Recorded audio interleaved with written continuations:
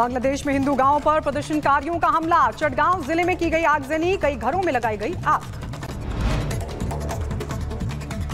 त्रिपुरा के दौरे पर जाएंगे बीएसएफ डीजी दलजीत चौधरी। सीमा सुरक्षा को लेकर करेंगे बैठक। बांग्लादेश के हालातों को लेकर होगी विस्तार से चर्चा। बांग्लादेश में काली माता मंदिर पर हमले का नया वीडियो आया सामने। ठाकुरगांव जिला के पीरगंज में हुआ हमला। मंदिर में तोड़फोड़ के बाद लगाई गई आग। बांग्लादेश में न्यूज चैनल पर हमला। न्यूज चैनल के दफ्तर में घुसे उपद्रवियों ने जमकर की तोड़फोड़।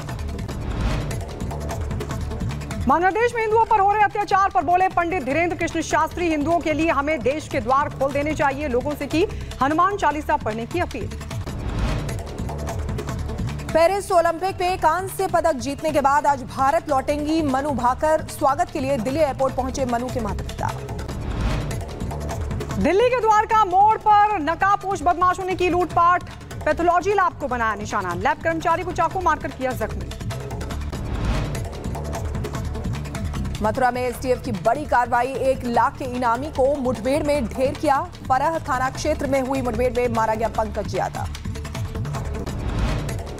उत्तर प्रदेश के कुशीनगर में धर्मांतरण का मामला। इब्राहिम अंसारी ने हिंदू नाम रखकर की शादी। विवाह के बाद धर्म परिवर्तन का बनाया दबाव। जम्मू कश्मीर में बड़ी साजिश नाकाम। सेना ने आतंकियों के समूह को घेरा। बसंतगढ़ के जंगलों में छिपे 4 आतंकवादियों को घेरा। इलाके की घेराबंदी कर सर्च ऑपरेशन जारी। प्रयागराज में बारिश की वजह से हाल बेहाल। हनुमान मंदिर के अंदर तक घुसा पानी। भक्तों को करना पड़ रहा है परेशानियों का सामना।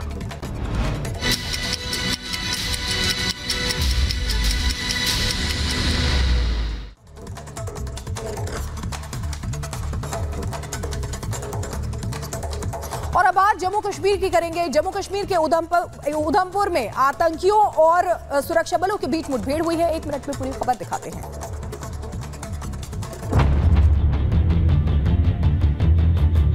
जम्मू कश्मीर में एक बार फिर आतंकियों और सुरक्षा बलों के बीच मुठभेड़ शुरू हो गई है। जानकारी के मुताबिक ये मुठभेड़ उधमपुर जिले के बसंतगढ़ में चल रही है। इसमें सेना और प्रदेश पुलिस की संयुक्त टीम ने आतंकियों के खिलाफ अभियान चलाया हुआ है। शुरुआती जानकारी के मुताबिक यहां 2 से 3 आतंकी फंसे हुए हैं। सुरक्षा बलों ने पूरे इलाके की घेराबंदी कर दी है। इससे एक दिन पहले ही अनंतनाग में सुरक्षा बलों ने आतंकियों के 3 मददगारों को गिरफ्तार किया था। इनसे हथियार और गोला बारूद की बरामदगी हुई है।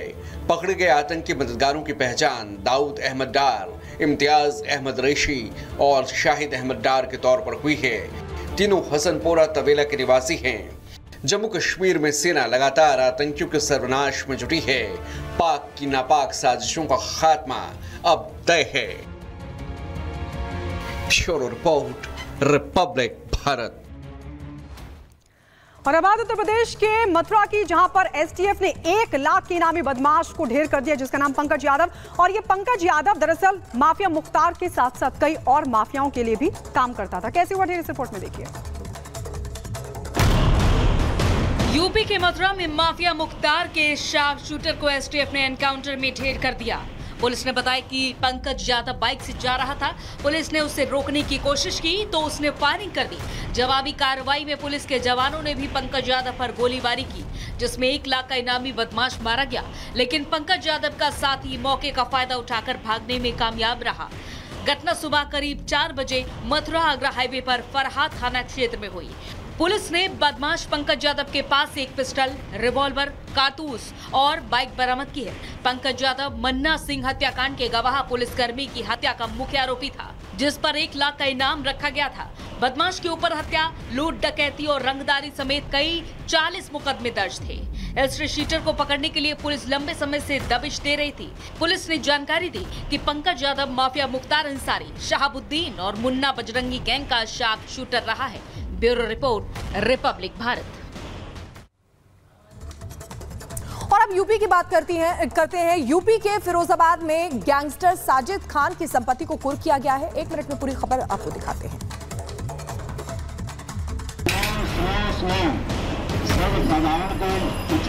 योगी राज में अपराध और अपराधी की कोई जगह नहीं है। जीरो टॉलरेंस नीति के तहत काम करने वाली योगी सरकार और पुलिस हर गैंगस्टर और अपराधी को चुन चुन कर उनका सफाया कर रही है। उनके अवैध संपत्ति पर कानून के तहत शिकंजा कस रही है। यूपी के फिरोजाबाद में एक हिस्ट्री शीटर और गैंगस्टर साजिद खान की पुलिस प्रशासन ने संपत्ति कुर्की। इसके लिए बाकायदा ढोल बजाकर मुनादी भी की गई और 37 लाख की संपत्ति जब्त की। आज के बाद से यह संपत्ति सरकारी हो गई। आज के बाद यदि कोई भी व्यक्ति इस संपत्ति को खरीदता है या बेचता है तो उसके विरुद्ध कानूनी कार्रवाई की जाएगी। साजिद खान एक कुख्यात गैंगस्टर है। उसके खिलाफ कई थानों में 20 से ज्यादा केस दर्ज हैं। ये कोई पहली बार नहीं है कि इससे पहले भी पुलिस गैंगस्टर साजिद खान की 2 करोड़ 93 लाख की संपत्ति जब्त कर चुकी है। शिखा शर्मा और इस बुलेटिन में मेरे साथ मेरी सहयोगी गायत्री भी रहने वाली है, लेकिन मॉर्निंग प्राइम टाइम में सबसे पहले बात करेंगे बांग्लादेश की कि किस तरीके से बांग्लादेश में हिंदुओं को निशाना बनाया जा रहा है। बांग्लादेश के चटगांव में हिंदू घरों में आगजनी की गई है, हिंदुओं को निशाना बनाया जा रहा है। कल भी उन पर हमला हुआ, ये बड़ी खबर आपको बता रहे हैं। और इसी बीच आपको बता दें शेख हसीना के अगले ठिकाने पर सस्पेंस जो है वो बरकरार है। शेख हसीना के अगले ठिकाने पर सस्पेंस बरकरार है। भारत में रुकेंगी या कहीं और जाएंगी ये तय नहीं है। फिलहाल हिंडन एयरबेस पर शेख हसीना है। ये एक और बड़ी खबर आपको बता रहे हैं, शेख हसीना के अगले ठिकाने पर सस्पेंस भी बरकरार है।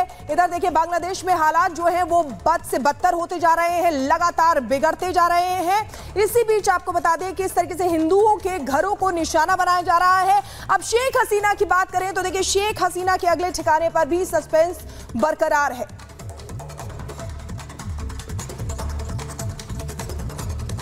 तो इस वक्त बांग्लादेश जिस मुहाने पर खड़ा है, जिस अस्थिरता की तरफ लगातार बढ़ता हुआ दिख रहा है, उसकी बर्बादी में एक सबसे ताकतवर पश्चिमी देश का नाम सामने आ रहा है। लेकिन इस बर्बादी की स्क्रिप्ट में पाकिस्तान का नाम भी खुलकर सामने आ रहा है और यह दावा सच्चाई के बेहद करीब है। क्यों, इस रिपोर्ट में देखिए।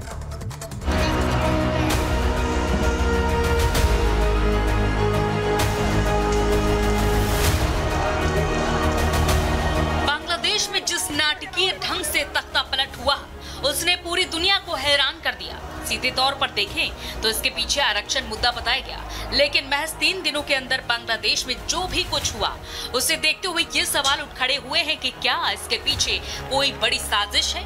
क्योंकि रिपोर्ट्स की माने तो आरक्षण तो महज एक मुद्दा था। सच्चाई यह है कि इस मुद्दे को बड़ी आंदोलन का रूप देकर पूरी तैयारी के साथ बांग्लादेश को अस्थिर करने की बड़ी साजिश रची गई, जिसमें सबसे बड़ा प्लेयर बनकर सामने आया पाकिस्तान।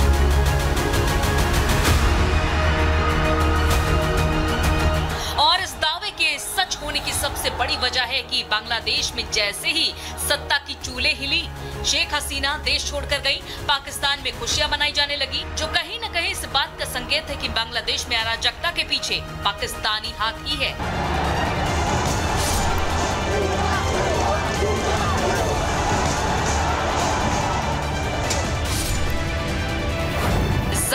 बांग्लादेश अस्थिर रहेगा तो इसका सीधा असर भारत पर भी होगा और पाकिस्तान के लिए इससे बड़ी खुशी की बात क्या हो सकती है। लेकिन बांग्लादेश में शेख हसीना का तख्ता पलट होने से अमेरिका भी खुश नजर आ रहा है, क्योंकि हसीना सरकार पहले ही आरोप लगा चुकी है कि अमेरिका देश में अपना एक मिलिट्री बेस चाहता है, जिस पर हसीना सरकार की तरफ से इनकार किए जाने के बाद अमेरिका ने नाखुशी जताई और फिर बाद में अमेरिका ने इसी साल हुए बांग्लादेश चुनाव को लेकर भी सवाल खड़े किए थे। ऐसे में बांग्लादेश में हुए उस बड़े सियासी उलटफेर को लेकर अब अमेरिका को लेकर भी शक गहराता जा रहा है और इस दावे को इसलिए भी बल मिल रहा है क्योंकि अमेरिका ऐसा पहले पाकिस्तान के साथ भी कर चुका है। इमरान खान को सत्ता से हटाकर शहबाज शरीफ को लाने के पीछे अमेरिका का ही हाथ बताया जाता है। यूनाइटेड स्टेट्स का इंटरेस्ट सेंट मार्टिन आइलैंड में था। वो वहाँ पे मिलिट्री बेस अपना बनाना चाह रहे थे और वहाँ पे अगर ये बेस बन जाएगा तो वो चाइना के ऊपर कंट्रोल कर सकेंगे,